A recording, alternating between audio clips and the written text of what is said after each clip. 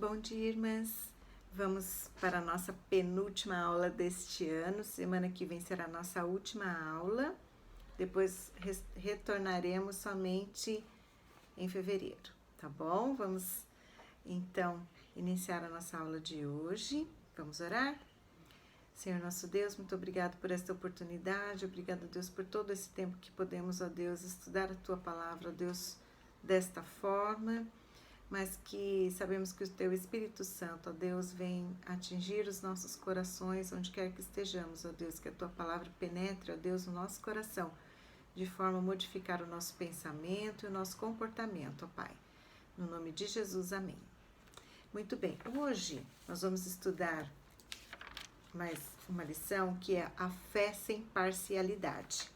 E Tiago vem tratar aqui de um tema muito relevante, um tema muito sério, né, que tem acontecido nas relações humanas, que é a discriminação e o preconceito.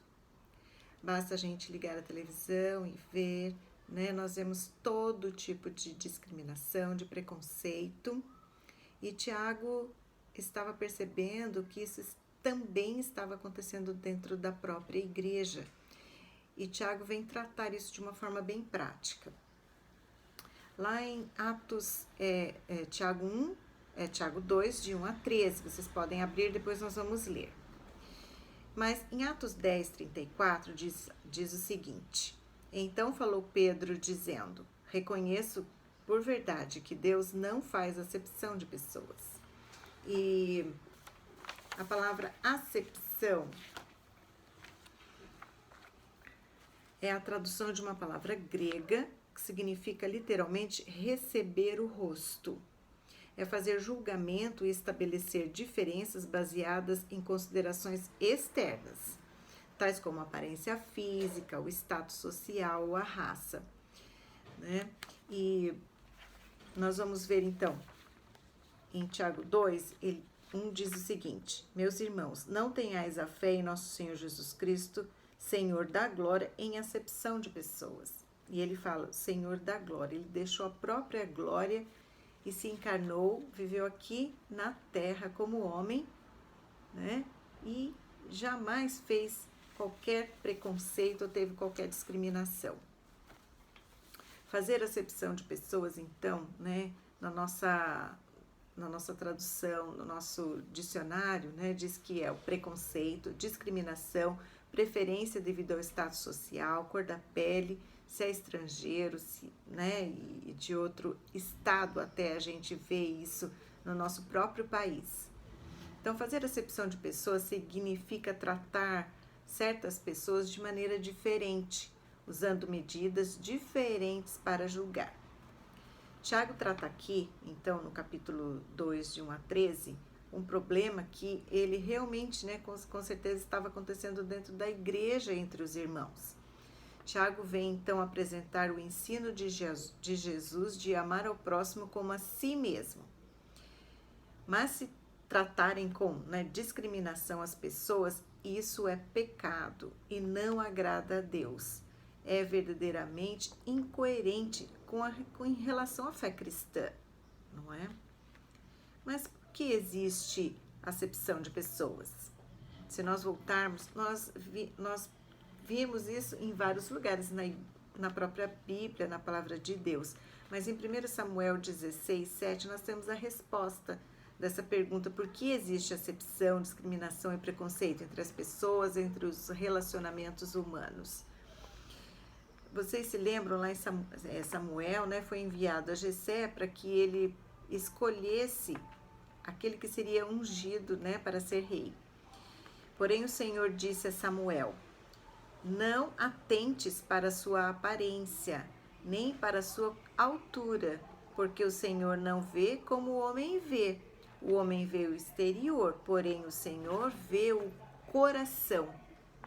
Não é? Então é por isso que existe acepção de pessoas, porque o homem vê o exterior, Deus não, Deus vê o interior, vê o que a pessoa pensa, né, no que ela crê e no que ela é realmente. Jesus era preconceituoso? Com quem ele falava? falava com todos, não é mesmo? Principalmente com quem estava à margem da sociedade, que naquela época, né, as mulheres, as crianças, as prostitutas, as samaritanas, os publicanos, né, os cobradores de impostos, não é? E em quem ele tocava? Jesus tocava em quem? Jesus tocava nos doentes, tocava nos leprosos. Com quem ele andava? Jesus escolheu os homens que andavam com ele, né, para ensinar sobre o amor de Deus e sobre a salvação. Eram pescadores, homens humildes na maioria deles. Então, o autor da nossa lição, ele apresenta 3 razões importantíssimas porque nós não devemos fazer acepção de pessoas. Primeiro, porque é incompatível com o caráter de Deus. Nós não somos criados à imagem e semelhança dele? Então, fazer acepção vai contra o caráter de Deus, que oferece oportunidades iguais de salvação para todos os povos, não é mesmo? Independente de raça, cor ou posição social. A discriminação vai contra o caráter de Deus, que julga de maneira imparcial as ações dos homens. Segundo lugar, porque é incompatível com os próprios princípios cristãos. Jesus ensinava sobre os pobres e dizia que dos tais era o reino de Deus, porque não se orgulhavam, né, e eram dependentes. Não que a pobreza em si é caminho para a salvação, mas deixa o coração mais fértil e mais aberto para a semente do Evangelho. Tiago faz algumas perguntas e afirmações, provando com eles que havia acepção de pessoas naquela igreja, principalmente em relação aos que eram ricos e pobres. Vamos ler? Meus irmãos, não tenhais fé em nosso Senhor Jesus Cristo, Senhor da glória, em acepção de pessoas. Se, portanto, entrar na vossa sinagoga algum homem com anéis de ouro nos dedos, em trajes de luxo, e entrar também algum pobre andrajoso, e tratardes com deferência o que tem os trajes de luto, e lhe disserdes: tu assenta-te aqui em lugar de honra, e disserdes ao pobre: tu fica ali em pé e assenta-te aqui abaixo do estrado dos meus pés, não fizeste distinção entre vós mesmos e não vos tornastes juízes, tomando de perversos pensamentos? Ouvi, meus amados irmãos, não escolheu Deus os que era para o mundo são pobres, para serem ricos em fé e herdeiros do reino que ele prometeu aos que o amam? Entretanto, vós outros menosprezastes o pobre. Não são os ricos que vos oprimem e não são eles que vos arrastam para tribunais? Não são eles que os blasfemam o bom nome que entre vós foi invocado? E vós, contudo, observais a lei régia segundo a Escritura. Amarás o teu próximo como a ti mesmo, fazeis bem. Se todavia fazeis acepção de pessoas, cometeis pecado, sendo arguidos pela lei como transgressores. Pois qualquer que guarda toda a lei, mas tropeça em um só ponto, se torna culpado de todos. Porquanto aquele que disse não adulterarás, também ordenou não matarás. Ora, se não adulterarás, porém matas, venha a ser transgressor da lei. Falai de tal maneira e de tal maneira procedei, como aqueles que hão de ser julgados pela lei da liberdade. Porque o juízo é sem misericórdia para com aqueles que não usou de misericórdia. A misericórdia triunfa sobre o juízo. Então, Tiago pergunta: não são os ricos que oprimem vocês? Oprimir quer dizer causar aflição, medo. E ele estava falando que eram os ricos que faziam isso, né? Não são eles os que arrastam para tribunais? É possível que alguns judeus ricos não só oprimiam, mas acusavam ou se aproveitavam dos pobres, né? Por serem necessitados, e usavam dinheiro também para oprimi-los e levá-los ao julgamento perante a lei. Era uma verdadeira perseguição contra os cristãos. Não são eles que difamam o bom nome que sobre vós fostes invocados, Jesus? Era uma perseguição religiosa mesmo, né? Então, é contra seus princípios como seguidor de Jesus discriminar, né? Quer seja o pobre ou o rico. dentro da Igreja de Cristo não pode haver discriminação por causa da condição financeira, não é?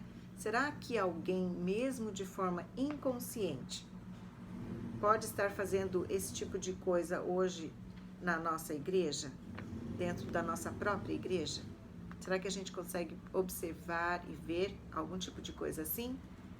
Então eu quero perguntar para você, se você não faz acepção em relação à situação financeira, mas será que não existe algum outro ponto que algum de nós possa estar fazendo algum tipo de discriminação, de preconceito, de acepção? Eu vou usar uma pergunta que o Fred usou numa pregação dele há uns domingos atrás. Quem eu quero perto de mim na igreja? E quem eu quero longe de mim? Tá aí uma boa pergunta para nós pensarmos. Será que existe algum tipo de discriminação e preconceito ainda da parte de alguns de nós? De não querer sequer sentar ao lado ou estar ao lado de alguém dentro da nossa própria igreja? Nós sempre escolhemos um lugar, né, como referência para a gente, uns à direita, outros à esquerda, por nos sentirmos às vezes mais seguros e confortáveis, quando temos o ar-condicionado ligado. Então nós temos várias razões, mas olhe para as pessoas que estão do seu lado da próxima vez que você estiver na igreja. Tenta sentar perto de outras pessoas, tenta se observar e ver como você se sente perto de uma ou de outra pessoa, principalmente dos visitantes, dos novos convertidos, daqueles que estão vindo às vezes pela primeira vez na igreja. Então vamos acolher e vamos observar o nosso coração, a nossa mente, né, para que isso não aconteça no nosso meio. E o terceiro motivo pelo qual nós não devemos fazer acepção de pessoas é porque é incompatível com a natureza da própria igreja. Não é possível, né, hoje pensarmos numa igreja tão somente, né, feito por um grupo de determinadas pessoas, né? Não podemos ter, a igreja não pode estar aliada a um grupo político, social, pobres ou ricos, ou determinado grupo étnico. A gente sabe que existem em outros países, não é? Igrejas assim, mas isso não pode haver dentro da igreja de Cristo. A igreja tem de estar de portas abertas para todas as camadas da sociedade. Foi Jesus quem reforçou o ensinamento da lei que devemos amar a Deus sobre todas as coisas e ao próximo como a nós mesmos. Essa lei se baseia no modelo de Cristo, que não fazia diferença entre rico e pobre. Ele morreu por todos. Jesus nos ensinou a amar o próximo. O mandamento específico citado por Tiago é: amarás o próximo como a ti mesmo, né? É um dos prediletos de Jesus, que citou em várias vezes no Evangelho. Então, vamos pensar, não é? Aqui na nossa própria igreja, né? Violar um mandamento, como diz Tiago, é desobedecer ao próprio Deus. Não é? A justiça e o amor exigem que todas as pessoas sejam tratadas com dignidade. Tiago defende o ensino bíblico de que a pessoa que guarda todas as leis de Deus, mas quebra um único princípio, se torna culpada de todos eles, de todos os outros, né? Então, perdão.